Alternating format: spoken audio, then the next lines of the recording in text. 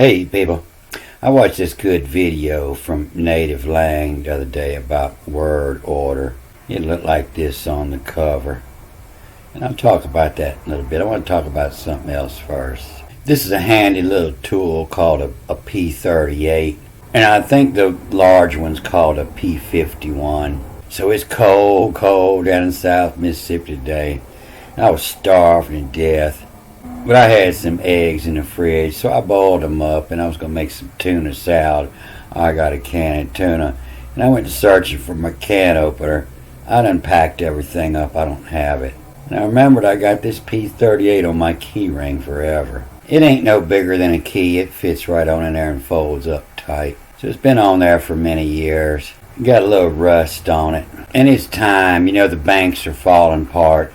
The Democrats know they got 2 years to destroy America before the Republicans take over again. So everybody needs one on your key ring. So this solid white albacore tuna, it's a good bit more expensive than the other tuna, but you get a lot more tuna. When you squeeze the oil out, you got about 3 times as much tuna as them other cans. But you got a lot better quality tuna on there.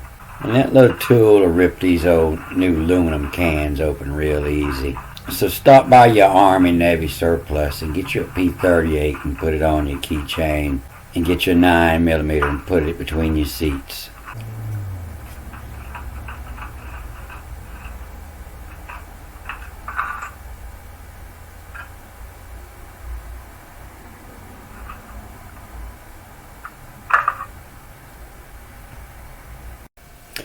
So in this video, he's talking about word order around the world in different languages and how they put sentences together. You know, some use the verb first and then the object and then the subject. And some put the subject in the verb and the object. We see that a lot in English. And he's got some good maps on here that tell off a lot about the languages. And while I was watching this, I caught on to something. This is the most used, the subject, object, and then the verb. And this is the least most used, the object, subject, and verb. So this SVO and this VOS, this is the same language, just different timing, different circumstance.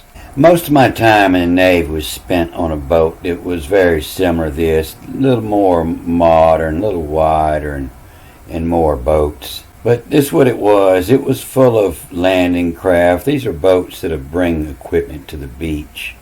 And we would boom these boats, you know, while we were underway. We would boom them to the side and get everything prepared to attack the beach quick. And when we got to where we was going, we would lower the boats to the water, and then we'd open these hatches and start booming trucks and tanks and all the marine equipment out and put it in the boat. And so this is pretty dangerous when you're underway. You know, when this boat's hanging up on this hook and the ship's rocking with the sea, this boat's getting pretty wild here. So it takes 4 lines, you know, 1 on every corner and 2 to 3 men per line. And then you have 1 boom operator sitting up here. And you have 1 hatch captain, and he's operating everything with his voice. He's yelling commands. And so you don't have a whole lot of time to say, please, Mr. Johnson, slack your line off. No, you just holler the verb first. You know, you're going to holler hold the topping lift, hold the bow line, slack the bow line, hold the aft. So that's this subject, verb, object here. And the subject's silent. You know, it's just understood as in you if you were talking to somebody. And so when you holler the verb, you know, the slack or the hold, well, you know, if you're holding your line, if he hollers slack, he's possibly talking to you. And you're waiting to hear the next part of the command to see the bow line, the stern line, the topping lift, the boom. So, you know, it's dangerous and you don't have a lot of time. Everybody's paying attention. And the hatch captain says slack. And so if you're holding your line, you know, he's possibly talking to you, and listen for the next part of the command to know. And he says the bow line. You know you're holding a bow line, you need to slack it off. And if he hollers hold, you know, and if you're slacking while he's possibly talking to you, wait for the second part of the command to find out who he is talking to. And so you're not the object, but the line that you're holding is the object.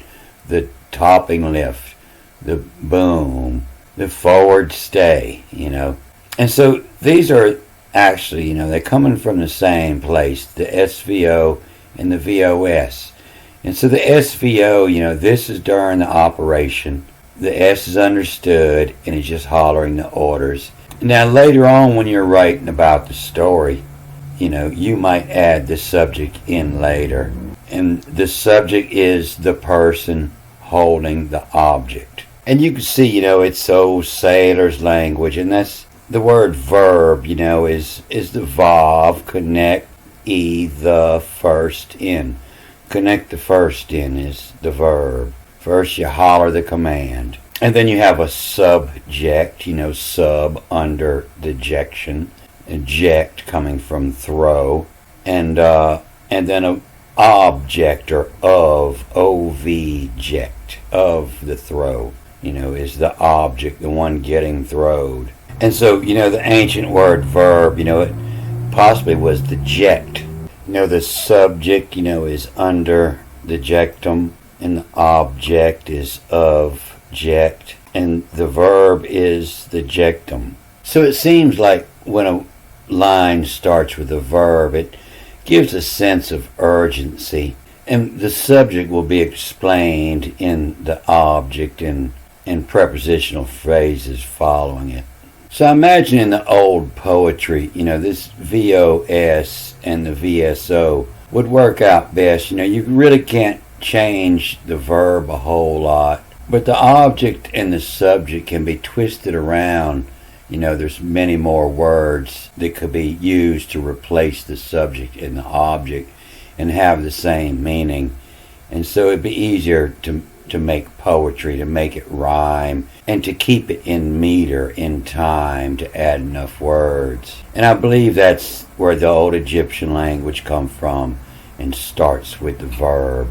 And you can see it here in this old Egyptian, and it's not translated right. This is a run and come, a run and coming. You see this one starts this way.